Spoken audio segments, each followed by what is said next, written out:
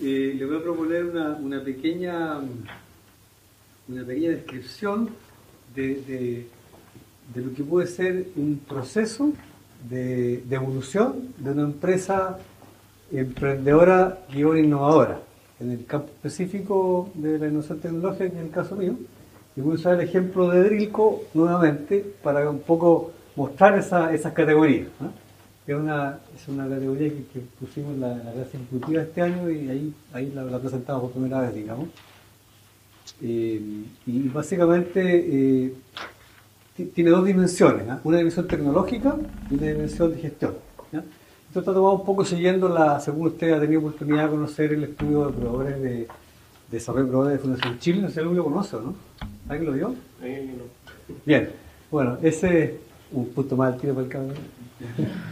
Ese estudio, que lo hizo Fundación Chile el año pasado, se basó en un desarrollo que hizo ellos con BHP hace unos años atrás, buscando caracterizar proveedores de la minería, en este caso bien específico, pero lo hicieron ellos en una serie de dimensiones que ellos establecieron, que son más bien de gestión, si bien hay innovación, pero es más bien acotada. Entonces nosotros tomamos esa misma idea, hicieron una especie como de categorización de estadios de desarrollo de un proveedor, ¿no? En dimensiones como, por ejemplo, liderazgo perdurable, propósito estratégico simple, equipo consolidado, las categorías que ellos definieron, como para ir midiendo el tránsito de los proveedores en su evolución como empresa, ¿no? Tienen empresas más básicas y empresas más sofisticadas. Entonces tomaron eso, hicieron algunas encuestas, vieron un poco cómo respondían a esas categorías los proveedores. Nosotros tomamos esa misma idea y le agregamos una dimensión que nos parecía que faltaba más que la dimensión tecnológica, ¿no? Entonces con la misma idea hicimos una matriz que abarca esas dos dimensiones. Entonces eso es lo que les voy a presentar ahora básicamente, ¿no? Voy a ir recorriendo las dimensiones y un poco la interpretación que nosotros hacemos de ellas, como que utilizamos un proveedor de esas dimensiones, y vamos viendo, como decía, el ejemplo que es lo que le ha pasado a Drilco y su historia a la luz de esas dimensiones. Hay un diagrama esquemático como hacemos nosotros en nuestro club de diseño, donde en la parte central está la simulación termodinámica, que fue, al igual que este laboratorio, fue desarrollado por la Universidad Católica algunos años atrás, donde hicimos todo este loop que hoy día funciona bastante bien. Esa es una imagen muy rápida de la salida de este programa, que se corre un simulador de optimización que se corre, con el cual se arrojan los parámetros de diseño, con el cual se verifican los prototipos. Es un par de ejemplos: es un martillo de supresión reversa, un martillo para exploración minera, para hacer muestra contaminada. Este es el mismo tipo de martillo que usaron para cargar los mineros, excepto igual que así se entienden los roles, exactamente el mismo tipo de producto.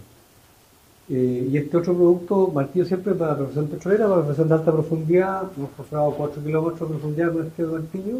Es interesante la aplicación de este pozo de petróleo en Estados Unidos, petróleo y gas, con lo cual aquí un poco lo esencial es manejar altas profundidades, contrapresión, altas temperaturas, fluidos agresivos que se meten al pozo para contener la explosión del gas, cosas por el estilo, que hay que manejarlos con estos diseños. Multiindustria, ¿no es cierto?, siendo la principal, obviamente, la minería todavía, pero tenemos un fuerte trabajo en desarrollar la otra industria también a nivel mundial para crecer por ahí la compañía.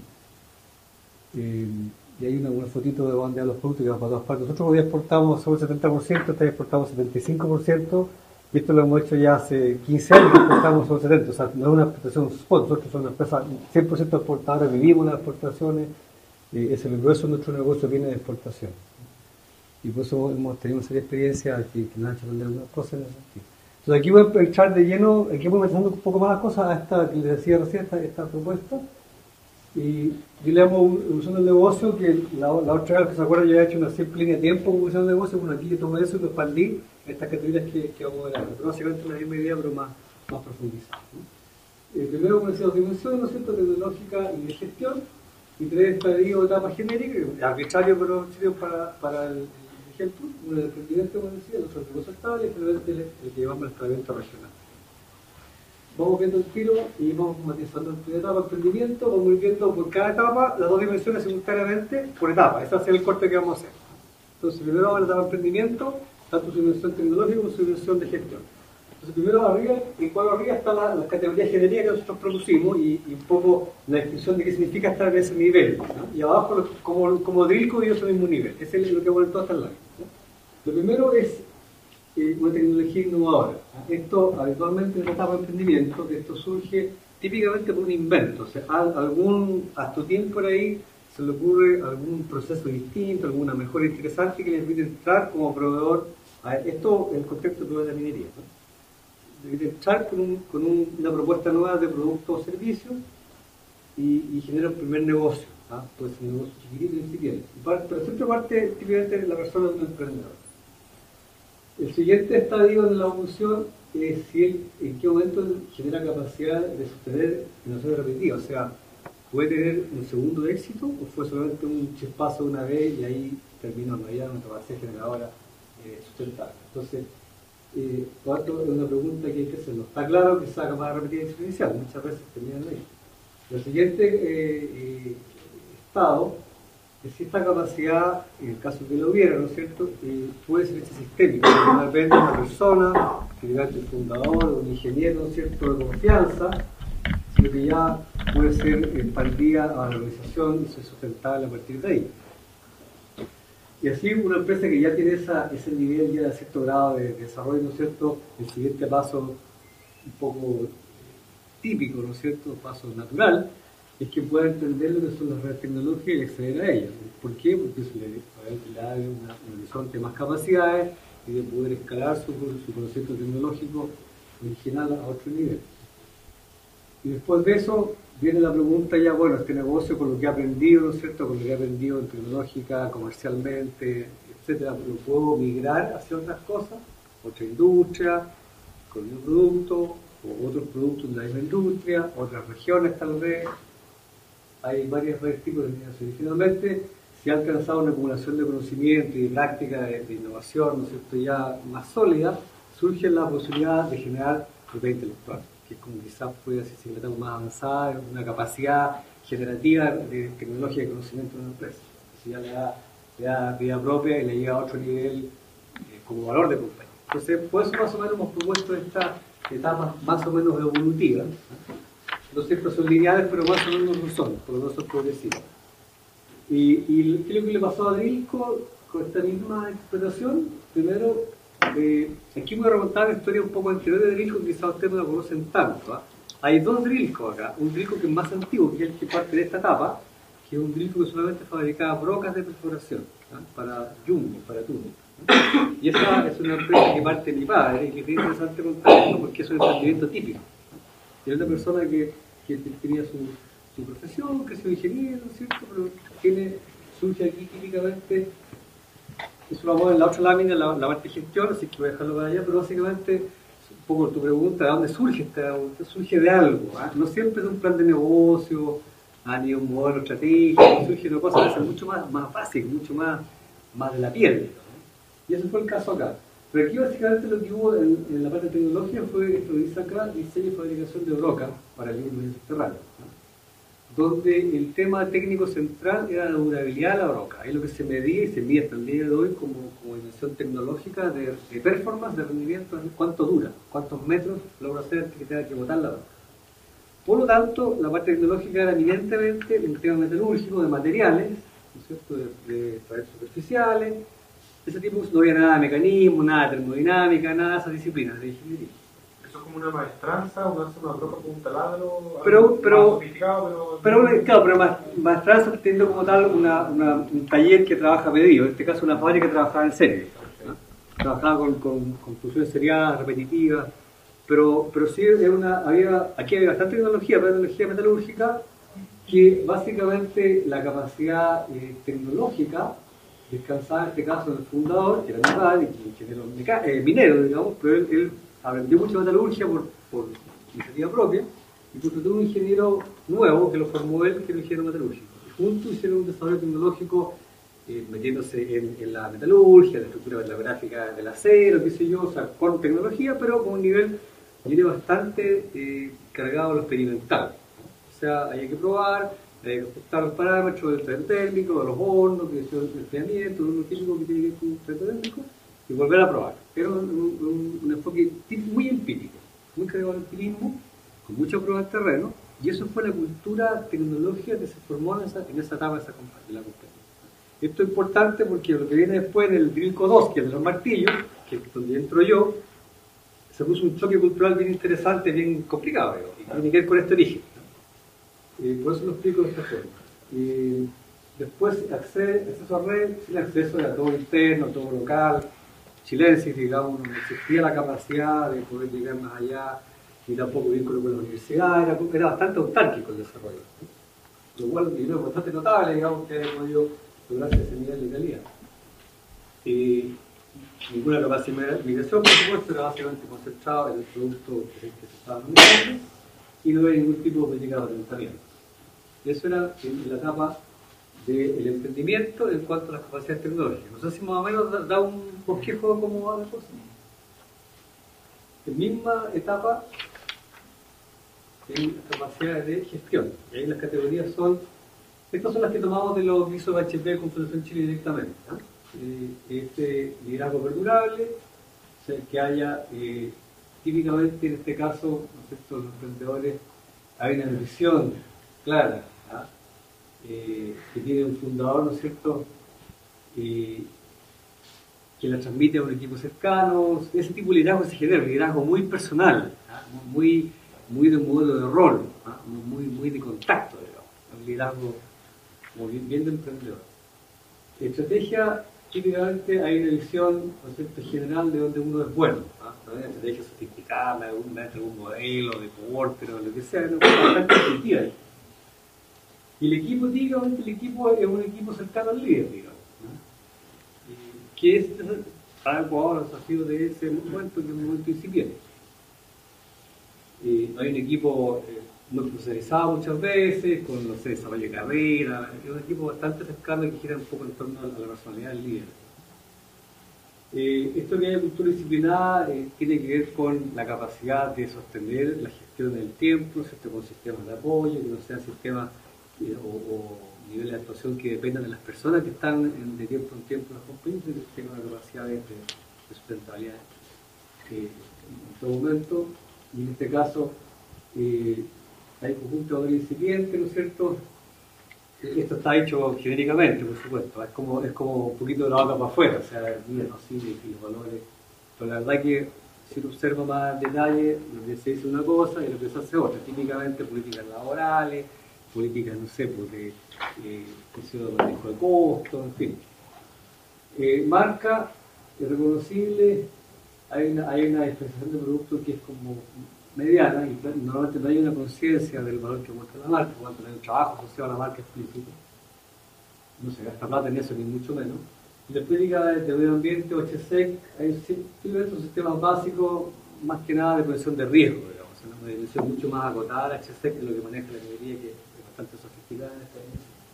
Y en el caso de Drilco, donde esa misma categoría, había un fundador, ¿no es cierto? Y aquí en la parte más humana que le decía así. Hay un fundador al cual le surge una convicción, que dice, esto, ¿por qué no lo hacemos en Chile?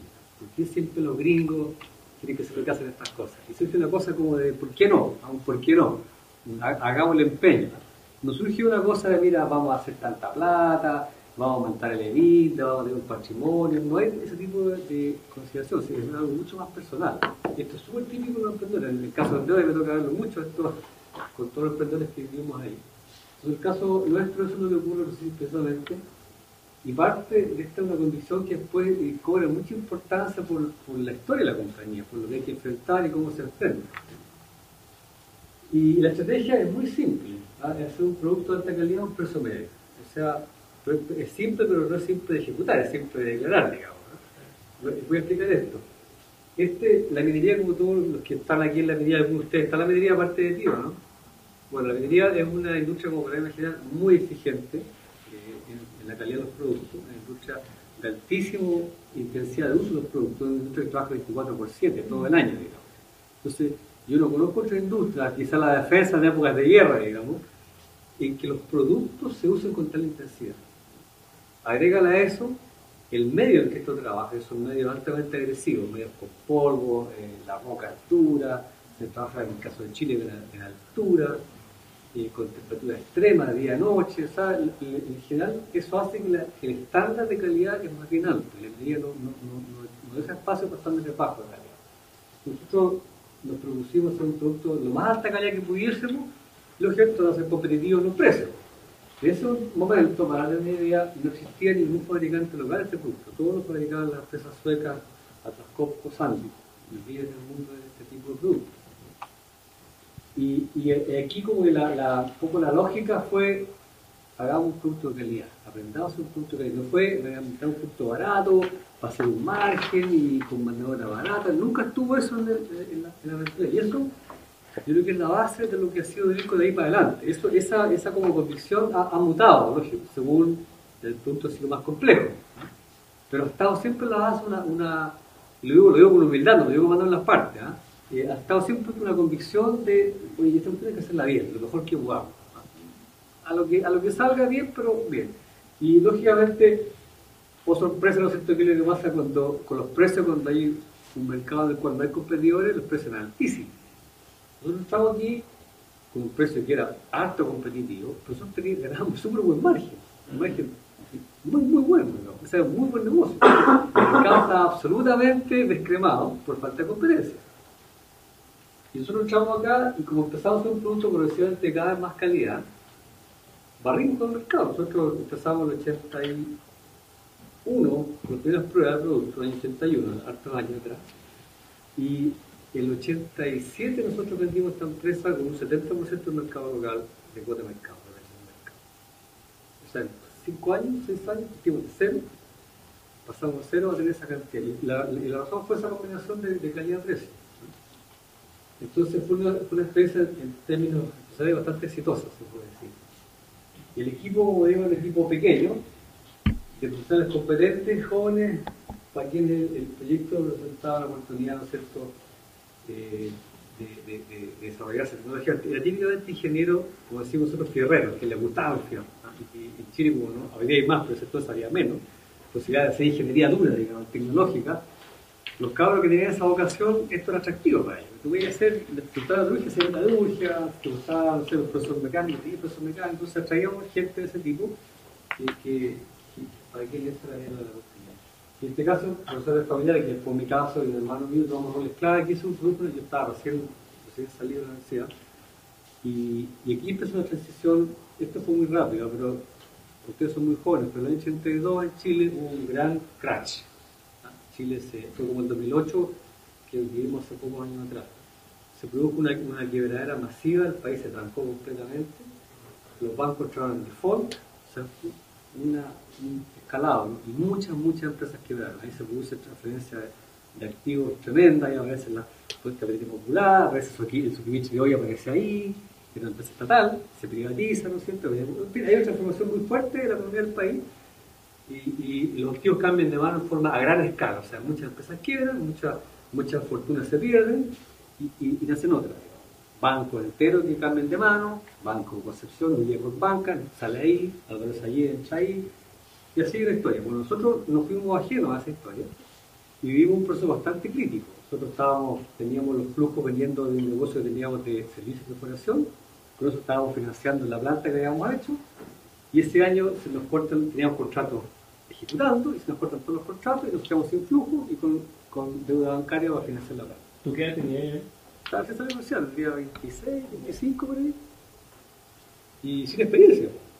Yo estaba buscando pega en el mercado, como todos los profesionales, tenía ya un par de pegas ahí en el ámbito financiero, como todos mis compañeros de la época, y me llevaron de vuelta, oye, aquí dijo, vos de Estados Unidos, si quieres acá, hay que parar la olla como sea. Y así lo hicimos, nos repartimos la pega, mi padre con mucho ojo se dedicó a la parte técnica, y se olvidó el resto, digamos, así fue.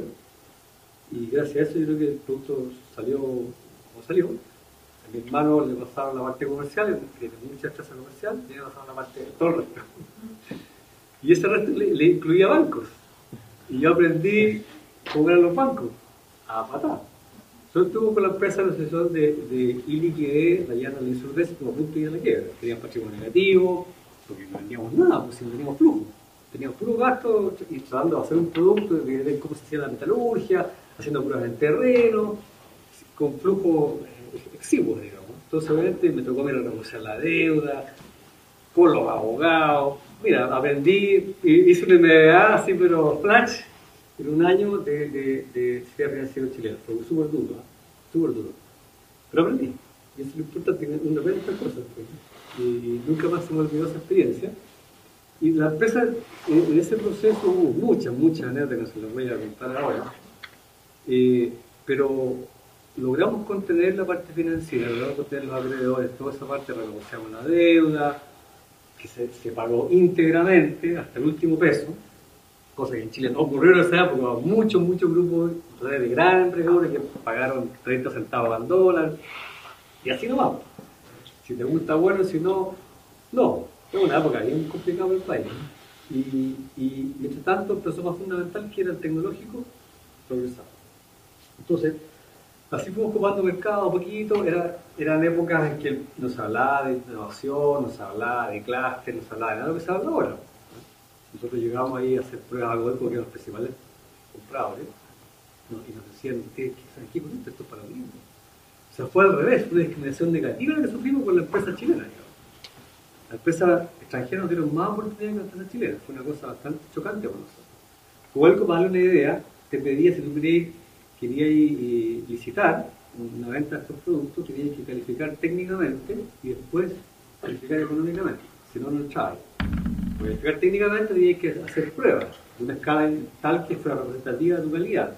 Las pruebas tenías que regalarlas, eran gratis, o sea, no te pagaban las pruebas. Nosotros yo tengo la casa de $35.000 del año 82, por lo que regalarle económicamente para nosotros era una fortuna, o sea, hoy día no es poca plata, imagínense hace 20 años atrás. Entonces no hay, ¿no? Entonces fue una época bien dura, en que nosotros básicamente nos propusimos hacer la pega, así como sin aspaviento, poquito a poquito, como bien bajo perfil, pero la cosa fue progresando, y así como dando vuelta al mercado y el resto empezó a andar bien. La cultura disciplinada, como decía aquí, hay un valor. Todo esto. Ahora yo lo interpreto, o sea, porque no tenía ni interpretación, lo hacíamos, ¿no? Pero hay una cultura que está basada en la calidad, ¿no? Y una serie técnica y honestidad todo esto yo creo que es importante. Como digo, esto hasta el nivel está, yo creo, en la base de la cultura que hay en Drilco. Esto, como decía, mutó, lo vamos a ver en las siguientes láminas. Pero sí se mantuvo esta como criterio de hacer las cosas con calidad, a lo más que pudiéramos hacerlo con calidad. O sea, si por ejemplo comprábamos el entorno más sofisticado que podíamos pagar, digamos, entorno especial, para copiador, para hacer hilos excéntricos, lo comprábamos en Alemania y lo comprábamos. Y así hacíamos las cosas de la mayor calidad posible. Y eso es lo interesante que se va transmitiendo a la compañía. La gente que entra como que lo percibe, ¿te fijas? Huele que eso es así, que eso es importante, y que es el estándar. Entonces, cuando tú logras mantener eso, en las buenas y en las malas, digamos, en las buenas más fácil, en las malas donde cuesta mantener estas cosas, y se va permeando, y se crea una cultura. La gente entiende que ese es el código de conducta, ¿no es cierto? Y los que prosperan son los que obedecen a ese código, los que no, finalmente abandonan la compañía. Y así se produce la cultura que va quedando. Y eso fue lo que ocurrió un poco en Drilco. La marca, aquí había, como decía, una extensión de productos buena por la buena razón precio-calidad. La marca se hace reconocida a nivel estrictamente local. Nosotros ni pensábamos salir fuera de Chile todavía, o sea, estábamos completamente aquí de Iquique para acá, digamos. Esa era nuestra región. Y acá, como digo, hay lo típico de un sistema basado nada más que la seguridad laboral, o sea, el tema de la prevención de riesgo. Bueno, esa fue la primera etapa del emprendimiento de Drilco, que duró, como digo, del 81, fines más o menos, hasta el 87. ¿Y qué es lo que ocurre ahí? Como nosotros ocupamos un mercado local, obviamente estos dos grandes multinacionales empezaron a acercarse, porque querían jugar su mercado, ¿no es cierto?, típicamente, y ambas se nos acercaron, con ambas tuvimos conversaciones, y nosotros finalmente, como hemos llegado a tal nivel de cuota de mercado, que es posible crecer a partir del 60%, ya sostenerlo es un desafío, ¿verdad? Y queríamos crecer. Entonces yo empecé, esa parte me tocó a mí directamente, empecé ya a buscar exportar, empecé a viajar a Estados Unidos, a Europa, y la verdad que el nivel de precios que había tan bajo que había una posibilidad. O sea, en algunos casos me ofrecían el precio de compra era igual a mi costo de fabricación acá en Santiago, o sea, una posibilidad. Entonces empezamos a ir dando vueltas, qué hacer. Y en eso surgió esta conversación y dijimos, bueno, si podemos vender esta compañía que ya alcanzó un techo que nosotros podemos, en ese momento que se usábamos, se nos ocurrió cómo hacer otra cosa con la compañía, es decir, con esa compañía en particular. Si vendemos esta compañía, podemos entonces seguir nuestro camino con nuestro producto y ahí aparece el concepto de migración, muy todavía intuitivo, ¿verdad? Y dijimos, mire, ¿qué podríamos hacer? ¿Sí? Eso solamente todavía siendo brocas. Brocas. Hacíamos brocas que al grueso, pero hacíamos otros productos complementarios que van en las artes de operación que se llaman, que son unos maquitos de regulamiento para unir las barras y un aparato que se llama culatín o tiene el nombre, que es un elemento, una especie de barra corta que enchufa la perforadora que da la superficie, que es la que traduce la rotación y la percusión. Esos tres elementos lo hacíamos. No hacíamos la barra cuando teníamos los hornos que eran de 2 metros, no los podemos pagar, nunca los tuvimos. Lo hicimos todo menos la barra. Pero el grueso eran brocas. 70% de haber sido broca. Entonces empezamos a decir, bueno, ¿qué hacemos? ¿Cómo hacemos un negocio? ¿Para dónde vamos? Entonces, yo tenía, con la experiencia que tuve yo fallida de exportar, estoy hablando del 87, o sea, fue a esta feria, realmente vendimos un paquete de productos para una represa en Tasmania, fíjense lo exótico. Yo viajé mucho, y la única parte que logré encontrar un cliente estaba haciendo una represa hidroeléctrica en Tasmania y a ese le vendimos una orden interesante, pero no pude repetir, fue un negocio durante ese punto. Entonces, dentro yo digo la experiencia de uno, exportar es una cosa que hay que hacer. Chile es un mercado pequeño, de estos productos, hay que buscar fuera de la frontera y cuántos productos no podemos, no tenía yo la velocidad de fabricación y mucho en la escala, por bajar los costos al nivel que se requería para competir. La materia prima en este producto era bastante importante, de modo que no era cosa solamente escalar, tenía que también acceder a materia más barata, que era materia prima cara, etc. O sea, estábamos ahí un poco en un callejón de salida. Y por eso, en el fondo, o sea, bien dentro de la frontera de Chile, como digo, hipercompetitivo en Chile y ganando harta plata, pero fuera ni una posibilidad. O sea, el contraste es muy grande porque la realidad de Chile es muy distinta a la realidad de otros países como Estados Unidos, imagínense ustedes, registrando un país como Estados Unidos, está Chile. O sea, nada que ver la escala de productividad, de medio, entonces eso reflejaba los productos y cosas. Y en eso, entonces, empezamos, en eso ocurrieron básicamente 3 elementos estratégicos súper simples para hacer un siguiente negocio. Aquí entro yo como emprendedor, digamos. Ese es mi entrada al escenario. Hasta ahí era un no sé, un ejecutivo familiar que funcionaba en una pega, digamos. Pero ahí vendimos la compañía y fuimos dinero para la casa, ¿no es cierto? Lo habíamos recibido por la venta y decidimos reemprender. Y el reemprendimiento fue, yo tenía 3 ejes que eran 3 frustraciones que yo había generado, y era la parte humana que tú preguntabas un poco cómo surgen las iniciativas, digamos. Yo que ya no tenía el perfil de un fundador clásico, tenía el perfil de un alumno de la Universidad Católica que tenía una mentalidad distinta, ¿no es cierto? Un poquito más sofisticado, si tú quieres, pero también con ciertas ambiciones distintas, más profesionales y demás. Entonces, a mí me surgieron 3 ejes para resolver que no había podido resolverlo en la empresa anterior. Uno era exportar, o sea, salir a la frontera de Chile, una muy importante y me da cuenta de que no voy a crecer nunca, estos productos son muy especializados. Y el segundo era, por sorpresa, saliendo de la minería. Porque la minería, como todos sabemos, es una industria sumamente cíclica. Hoy está en un ciclo de vuelta a la baja, y yo he vivido 4 o 5 ciclos en mi tiempo profesional, digamos. Entonces yo los conozco con los síntomas, ¿no? Entonces estaba un poco cansado con cuanto a la ciclicidad y dijimos, bueno, sentido común, si tuviéramos un producto que pudiera hacer diversificación de industria, de modo de estar en distintos ciclos económicos, podíamos diversificar este riesgo y atenuar la oscilación. ¿No? Es súper sentido común, digamos. Entonces, buscando qué producto podía ser aquel. Y tercero, un producto que tuviera más valor agregado. Porque este producto, si bien era interesante técnicamente, finalmente el mercado había adquirido un carácter cada vez más de commodity, cada vez más indiferenciado por sus prestaciones físicas. Entonces eso lo hacía menos competitivo cuando salí por fuera, eso fue lo que me encontré. El producto es súper común por fuera, entonces no había posibilidad de una diferenciación por calidad, era costo. Entonces también tenía eso en la cabeza de cómo podía hacer un producto que no tuviera esa dificultad. Entonces, si tú quieres las frustraciones más las ambiciones, un cóctel, y surge una idea de reemprender, identificar un producto martillo, que era un producto que nosotros vendíamos de distribución comercial, de una fábrica belga, que es la fábrica que inventó este dispositivo a nivel mundial, muy antiguo, ya no existe esa fábrica. Y dijimos, bueno, aquí hay un producto que es exportable, ¿por qué? Porque el martillo se usa más en la no minería que en la minería. Se usa en carteras, obras civiles, pozos de agua, pozos de petróleo, múltiples industrias que no tienen nada que ver con la minería y también la minería. Entonces cumplía el primer requisito, la diversificación de industria. Segundo, Por lo mismo, ¿no es cierto?, exportable en el sentido que había mucha industria que no existía. Aquí no existían las canteras, los pozos de agua se hacían con energía muy rudimentaria, todavía se hacen un poco lo que es aquí en Chile, porque el agua no se saca mucho de pozos en Chile.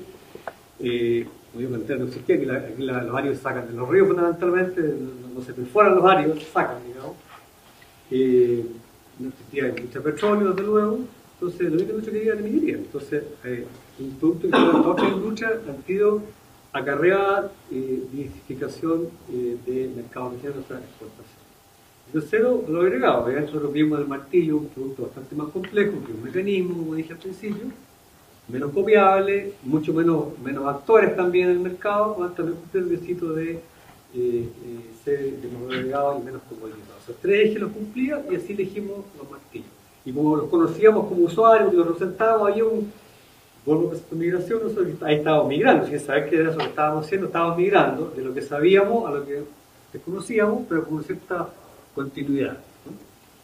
Y ahí se produce el primer choque cultural importante que me toca a mí vivir, ¿no? A ver si me pasa la siguiente lámina.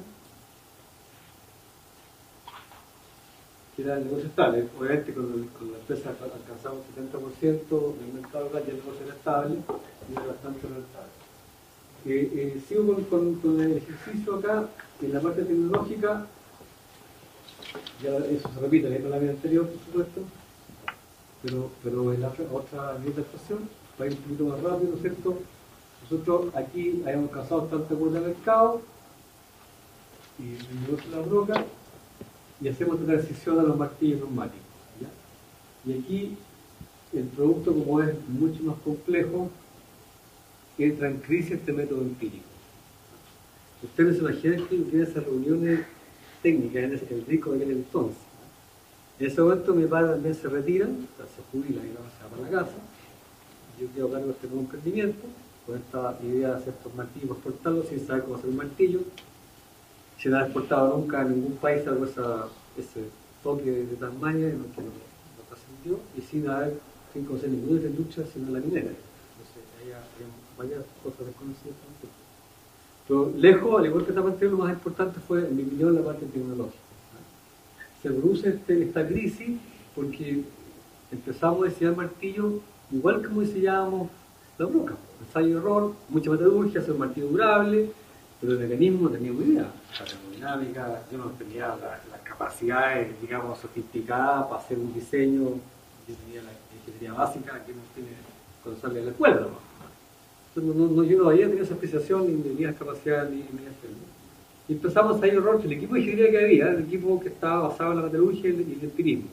Tenía mucha experiencia, efectivamente. Entonces yo dije, aquí no va a llegar a ningún lado, estoy copiando con un pie de metro, dimensión del martillo de los belgas, no va a innovarte un proceso, un fenómeno complejo. Y ahí yo dije, voy a ir a la universidad a buscar más conocimiento. Se produce intuitivamente una necesidad de red, una necesidad de crear un salto tecnológico, y empiezo en las universidades, golpeé todas las puertas y ninguna puerta me abrió. En Chile se vivía, ustedes creen que hace poco en la Universidad de Industria ya no se hacía nada. Yo fui a la Católica, a la Chile, a la Santa María, a la Santiago, a la Concepción.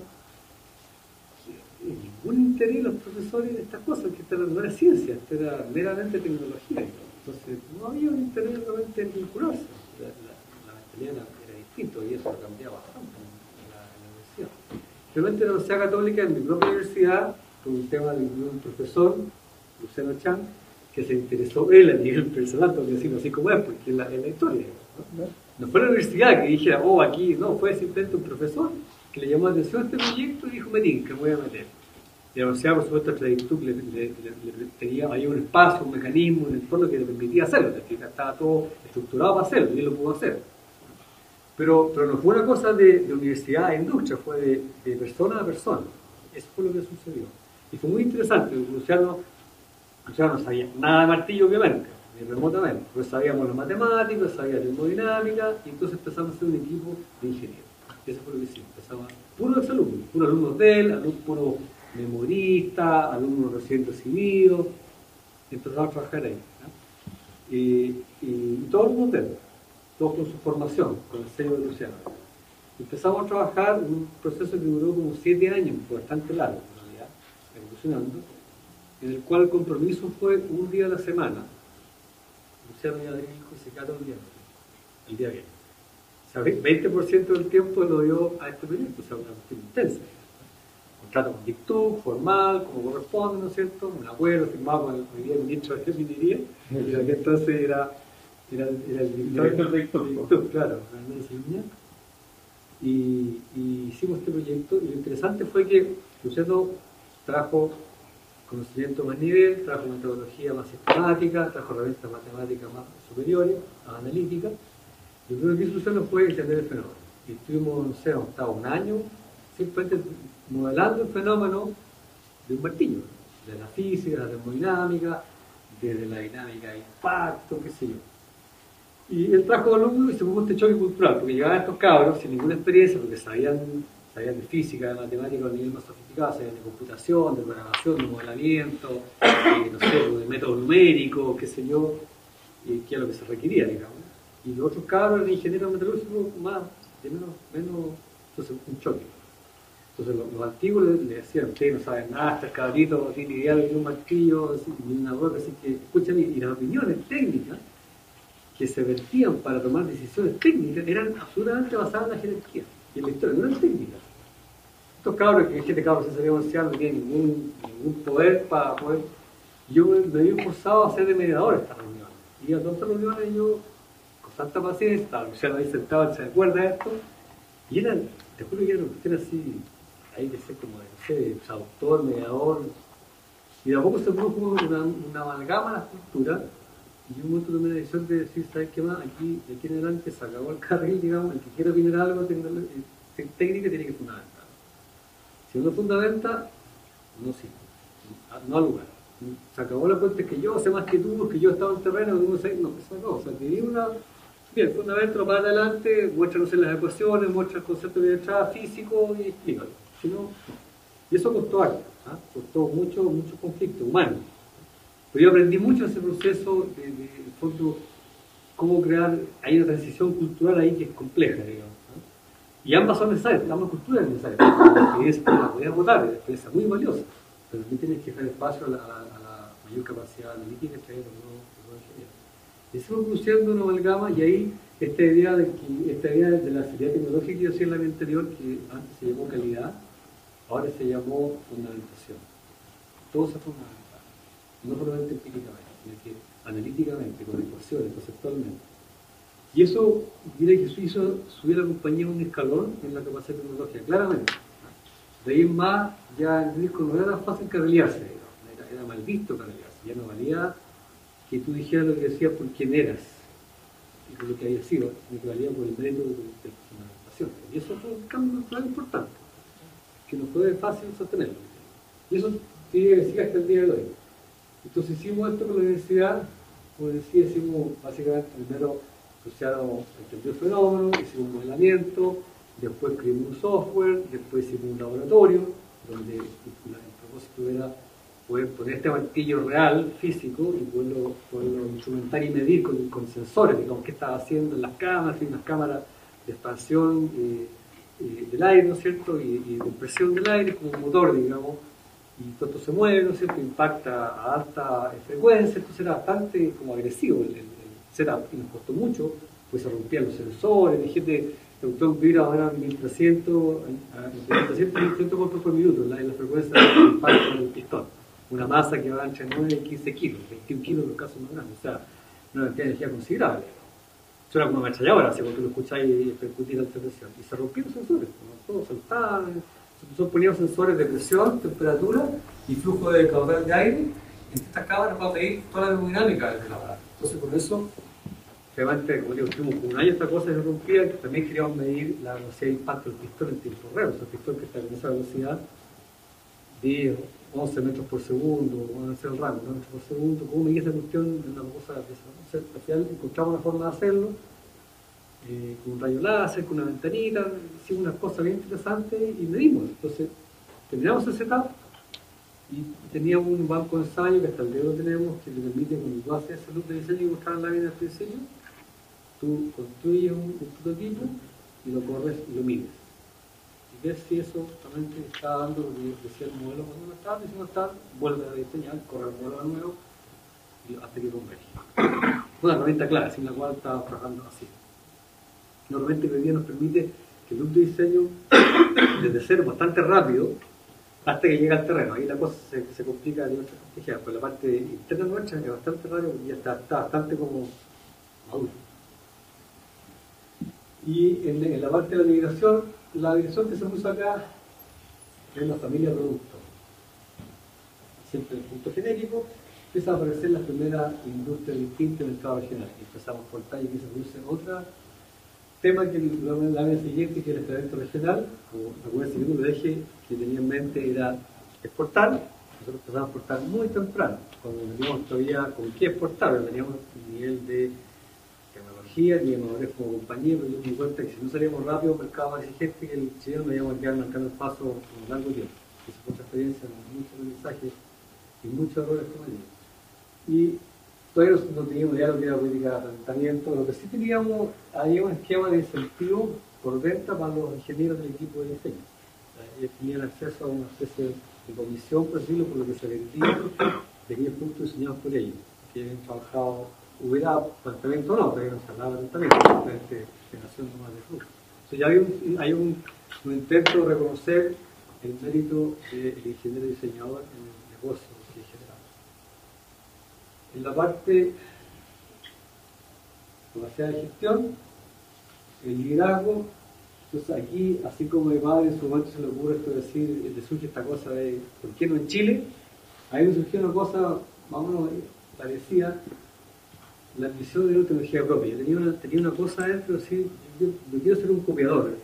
El Chile de aquel entonces era un Chile que se hablaba de sustituir importaciones, un Chile de otra época. Hoy día se habla de innovación, emprendimiento, startup Chile, es otro momento. Pero en ese momento, que ustedes se den una idea, era un Chile que eso no existía como concepto. Entonces, que tú quisieras hacer una tecnología propia, llamada en un ámbito industrial, que Chile no tiene competencia, era una cosa un poco rompedora, un poco fronterista. Pero a mí me surgió esto de por qué de nuevo no podemos ser nosotros tecnológicos propios y tener cuento propio y hacer un aporte al Estado de nuestra industria, incluso no sé, hacer unos adaptadores, emuladores, perfeccionados. Entonces, esa un poco esa gana, junto con la exportación, es un poco el driver del liderazgo de negocio que hay detrás de ese tema. Y eso fue todo lo que teníamos nosotros en ese momento, y yo solo sí fue bastante machaca en mantenerlo, y se fue creando una cierta también como mística, se podría decir, en torno a esa idea. La estrategia, básicamente, aquí menciono el concepto de la plataforma tecnológica, que era sencilla, si se quiere, pero sí se empieza a generar ciertas capacidades, ¿no? Que eso hace una plataforma tecnológica, las capacidades de modelamiento, las capacidades de metalurgia que teníamos antes se perfeccionan, se agregan otras metodologías de técnicos superficiales, la metodología de prueba en terreno, el estudio de contenido nudo, que no teníamos tan desarrollado. Y con eso empezamos a plantear una estrategia de salir a otra industria región. Y aquí empieza otro aprendizaje bien interesante. Aquí hablaba de los profesionales, la cooperación anterior, ¿no es cierto? Y aparece otro grupo profesional en la parte más como comercial, al cual les atrae esto de exportar, esto de viajar, de vender afuera, como que les atrae, eso genera otro atractivo que las otras cosas no tenían. La cultura, como digo acá, el equipo comercial se vuelve un equipo bastante autónomo. Y empezamos a generar una experiencia de competir con los grandes afuera, así como antes hemos competido adentro. Empezamos a competir con los mismos de siempre, pero afuera en sus propios territorios, digamos. Y empezamos a ver que podíamos hacerlo, que podíamos ser competitivos de igual a igual. Y es una cosa que aprendimos tempranamente, pero llevando esta filosofía como de hacer la vega, hacer como ordenaditos, como machaca, sistemático, sin grandes aspavientos, pero sí ser muy como consistente, no había otras posibilidades. La marca reconocible se produce una alta diferenciación de los productos, y aparece aquí un concepto de diferenciación asociado al servicio. Se empieza a generar nosotros una práctica de servicio que surge un poco con la necesidad del comercial, que viene bien con una cercanía con el cliente. Se empieza a generar un concepto de intimidad con el cliente que lo hacemos de forma un poco experiencial, digamos. No fue en forma deliberada, pero fue madurando eso y se convierte en un distintivo nuestro Y muchas veces cuando uno pregunta cómo exportar y cómo así para exportar, eso tiene mucho que ver con esa capacidad de un servicio. Como ejemplo, nosotros en Estados Unidos fuimos el primer mercado que empezamos a exportar. Yo decía que hay para Estados Unidos que el mercado es muy competitivo, difícil tecnológicamente, y eso me iba a hacer crecer como compañía en capacidad. Así fue, pero fue bien difícil en realidad. Y una de las cosas que aprendimos fue a dar servicio 24/7.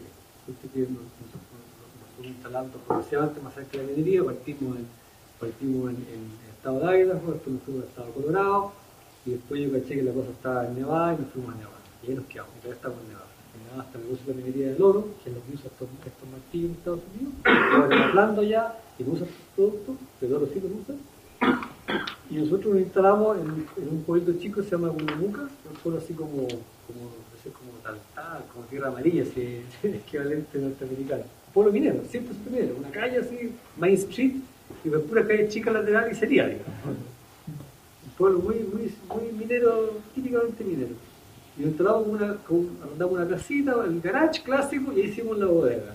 Y nos propusimos tener un gringo, y yo dije, tener un gringo, hay que vender local, no puedo vender como chileno y no nos va a comprar nadie. Vi la posibilidad. Hicimos el gasto con una bodega, contrataron un gringo, lo capacitamos, y ya salió súper bueno. Y el gallo estaba ahí con su camioneta, vivía ahí, y el tipo lo llamaba, el minero, el sábado a las 3 de la tarde, oye, ¿sabes qué? Se me rompió la broca, me quedé sin broca, pero yo la llevo, combineta, cajón, broca, le cambié la broca y listo, y se iba. Y así fuimos construyendo un poquito, de cero, o sea, dijera chileno, o sea, no hay ni por dónde, digamos, ¿no? Cero pensando en el mercado, cero campaña de marketing, cero nada, digamos. Fue así agarrar. ¿Cuál fue la gracia? Nosotros conocíamos muy bien la cultura minera, que es la misma en todas partes del mundo. Impresionante la cultura, cómo se repite. Y eso nos ha perseguido todo. Nosotros hemos vendido en Indonesia, estamos vendiendo ahora en África, en el Congo, en Mauritania, y siempre la misma cosa. El rigor se repite una y otra vez. Cambian las culturas, cambian los idiomas, pero la parte técnica es muy consistente. Entonces, como nosotros sabíamos eso, ¿sí? Sí, ahí claramente tienen un producto de calidad, pero competían al mismo precio. ¿Cómo hacen para entrar? Nunca echamos por precio, pero nunca hemos competido por precios bajos. Siempre pusimos precios más altos que podíamos cobrar. Y competíamos por calidad y por servicio. No éramos más caros tampoco. Éramos de la media para arriba. Como que hay servicio, pero en la primera instancia. Pura prueba técnica. No había ninguna venta, cero, si tú no hacías una prueba. Lo que costaba era que te aceptaran hacer una prueba. Eso es lo primero que dificultad comercial. Después habláis de precio. O sea, primero probemos, dar el precio general, pero si no la prueba no me interesa nada. Entonces, siempre tenés una prueba técnica que es complejo, porque hay que echar el ritmo del cliente, tienes que estar cliente en el espacio, en su máquina, tienes que estar ahí cuando él quiere que estés, eso significa que tenés que tener un técnico disponible cuando él quiere, y le el producto, y si hay algo falla, hay que estar ahí para poder resolverlo rápidamente, si no, el tipo te bota y nunca más te llama. Eso lo aprendieron. Entonces, hicimos eso, empezamos a pensar con esas pruebas que siempre era como un dato a la causa, la prueba no era el desde. ¿Cuál es la cultura minera que se toma en todos lados? Ya, buena pregunta. La cultura minera, mira, la minería, como decía al principio, es una industria súper intensa en operaciones, 24/7, que tiene un rigor que cuando está trabajando no puede parar. O sea, la instrucción es sagrada, es un pecado mortal, entonces es muy rigurosa en que tú, ¿qué es lo que le importa al gallo? Que el equipo no falle, que si se acaba un producto tenga realmente la capacidad de reacción, que si decide cambiar el diámetro de perforación porque cambió la malla de tronadura, porque cambió la roca o lo que sea el tamaño, tú le puedes responder realmente con un producto acorde, etcétera. O sea, y que por supuesto el producto no se le quiere, no tenga falla catastrófica, que lo deje interrumpido. Siempre el tema de confiabilidad es un tema clave en la minería de producción, en este segmento específico donde estábamos nosotros. Y eso se repite en toda la minería, es un negocio B2B, obviamente, como todo se explica. Es un negocio en general, tú sabes mucho más que tu cliente técnicamente. El usuario es un gallo bastante sencillo, un operador, un perforista, un supervisor. En Estados Unidos los supervisores no son ingenieros como acá, son prácticos. Incluso los supervisores de minera tampoco son ingenieros, acá son todos ingenieros. Allá los ingenieros los empiezan a encontrar recién en las áreas de ingeniería de las compañías mineras. Ahí están los ingenieros. Pero en todas las operaciones no hay ni un ingeniero, es muy raro que haya ingeniero. Entonces hay gente que tiene otra formación. Entonces, sin embargo, tú entiendes su problema tecnológico y hablas el lenguaje que él quiere que tú hables, y el lenguaje que él quiere que tú hables es un lenguaje técnico de resolver problemas. Digo, yo sentí personalmente una anécdota súper vergonzosa, digamos, que me hizo aprender mucho en los primeros años de exportar a Estados Unidos. Yo estaba así exportar a Estados Unidos, venía olímpico,